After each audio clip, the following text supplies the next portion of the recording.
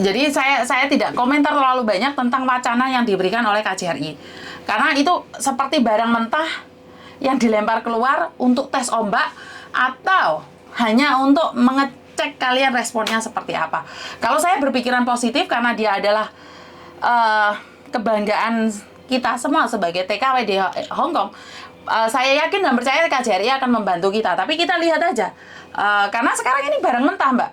Percuma kita rapatkan, kita omongkan, kita ngocehkan, kita keluar-keluarkan kalau barang mentah. Mungkin KJRI lagi tes ombak aja sih menurut pendapat saya. Jadi kalau tes ombak itu biasanya mental di kita kalau kita salah mengartikan. Jadi saya berpikiran positif bahwa KJRI adalah tempat perlindungan kita, tempat kita mengadu, tempat kita berada di situ. Pastinya KJRI ada term and condition di mana dia akan tahu apa yang perlu mereka lakukan. Saya cuma menyorotin hasil akhir aja deh. Karena siapa sih saya sadar diri, sadar rai, sadar posisi, dan tidak ada siapapun yang menanyakan tentang tanggapan saya. Orang-orang besar aja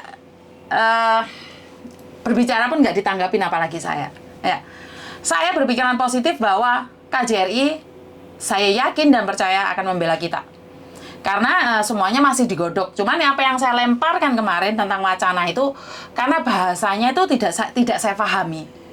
Maklum, saya itu S2, SD sama SMP. Jadi bahasa KJRI kan terlalu tinggi tuh, Mbak. Mungkin daya pikir saya itu, daya tangkap saya itu lemah. Jadi nggak paham aku kadang-kadang kalau ada orang nulis api-api itu malah gak paham.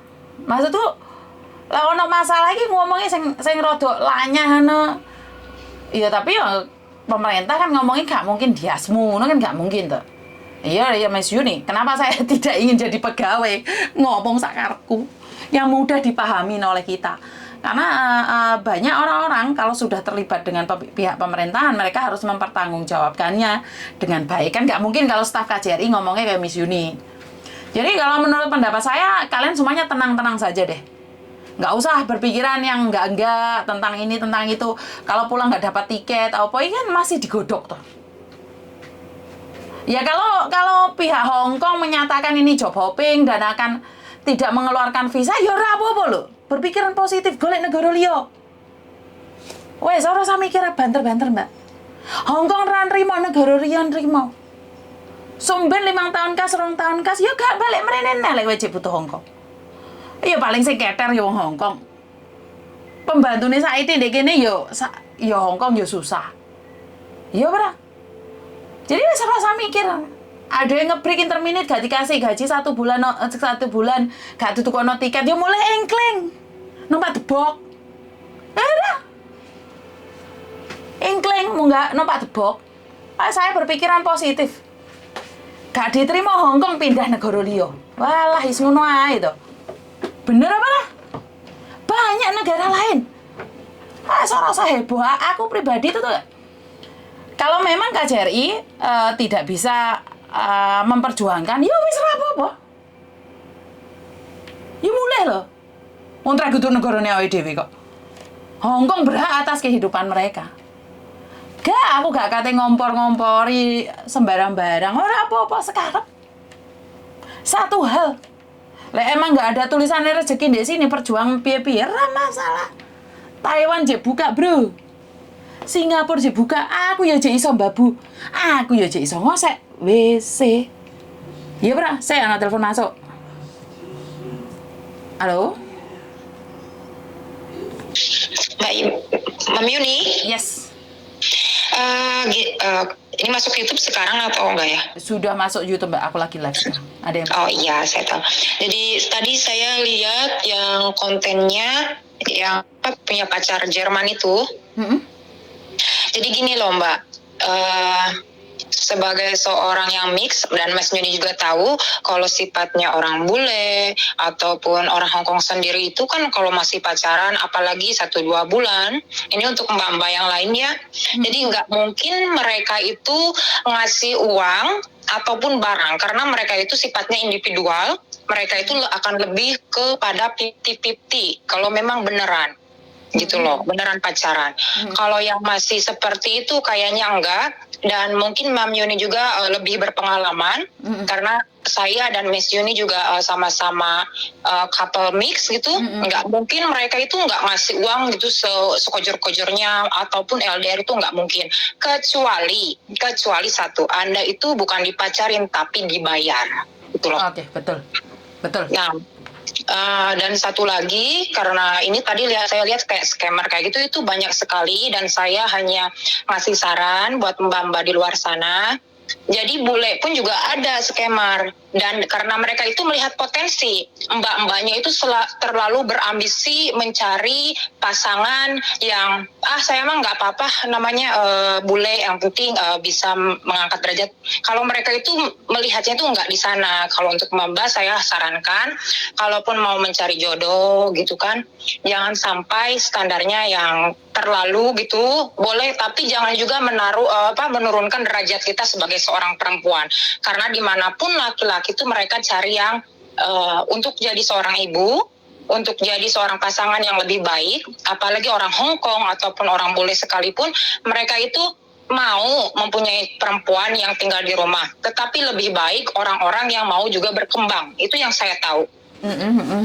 Jadi kalau menurut saya, untuk mbak-mbak di sini, kalau memang mau mencari jodoh ya, kita kan nggak tahu, saya pun nggak mau mengomentari karena kita kan sudah mature woman, kita sudah dewasa, kita datang ke sini juga tidak berpenyakit, tidak mempunyai Saya harap kalian kalau memang mau mencari jodoh gitu, jangan sampai menurunkan harkat derajat kita, karena banyak sekali di sana, enggak perlu ngomong orang Indonesia, ataupun bule ataupun orang Hong Kong sekalipun, banyak yang melihat peluang di mana mbak-mbaknya itu, saya nggak bilang semua ya, karena itu universal, sebagian daripada kita itu menurunkan harga derajat kita, dan juga nantinya ditipu sama laki-laki, karena mereka itu hanya memanfaatkan kita. Saya hanya tekankan di sana saja, Miss Yuni.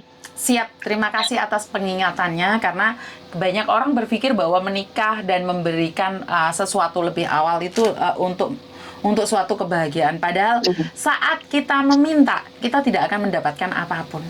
Karena betul sekali. Cinta itu diberi. Jadi kamu tidak bisa meminta cinta.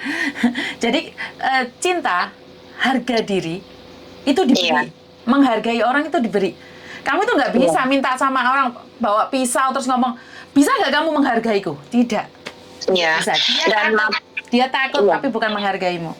Iya, dan juga kalau untuk saya tekankan sekali lagi, kalau bule itu tidak akan pernah ngasih uang di awal. Karena sifat bule itu 50-50 dari awal. Nggak mungkin ngasih uang, kecuali kamu dibayar. Kecuali mereka, karena namanya relationship, kamu dan saya itu nggak mungkin tidak ada niat untuk saling mengenal, dan juga kamu itu dibayar ya, itu aja. Karena bule itu, karena saya kerja di restoran bule, mereka itu tidak mungkin ngejeng kamu. Bule itu sharing. Kalau makan itu kamu bayar, mbakku bayar, aku bayar. Iya, benar banget. Meskipun sama keluarga itu, ataupun sama teman itu 50-50, ya benar. Enggak, mereka itu bayar. Jadi karena saya kerja di restoran, walaupun itu sudah pacaran satu rumah, bayar rumah itu paruan. Jadi dan juga poin yang kedua, saya mau mengingatkan sekali lagi, kalau memang Anda mau punya niat yang misalkan untuk berkeluarga atau berpacaran, kita kan semua sudah dewasa ya. Di sini mungkin ada pengalaman di rumah tangga yang sebelumnya. Tanya lagi sama, mungkin kalau maaf ya, ini saya spesifikasinya ke bule ataupun orang Hong Kong sekalipun, tanya dari awal, Anda mau sama saya di hubungan ini mau menjadi pacar saja dan hidup bersama, atau hanya seperti itu saja, atau dinikah. Kalau Anda niat dinikah, prinsip Anda jangan pernah turunkan standar hidup Anda. Itu aja. Siap. Jadi terima kasih, itu aja Mam Yuni. Nggak ada yang lain. Saya harap tidak akan ada lagi kedepannya seperti scammer. Maksudnya scammer itu pasti akan ada terus sampai kita mati, dan kitanya jangan sampai dibodoh-bodohi juga. Kita harus saling mengingatkan. Terima kasih sekali kamu punya berbagi cerita kepada kita, karena sekali lagi demi menyelamatkan satu orang, kita memang harus speak up. Terima kasih sekali. Matur suwun. Bye-bye. Oke, terima kasih sekali. Ini adalah masukan yang baik, karena kemungkinan besar dia punya pasangan bule ataupun orang lokal, di mana dia tahu bahwa mereka itu tidak ada yang gratis, Mbak. Jadi, jujur aja, saya sama suami saya, kalau saya tidak punya kelebihan, nggak mungkin dia nikah sama saya. Secara logika. Telepon masuk meneh sebentar. Halo?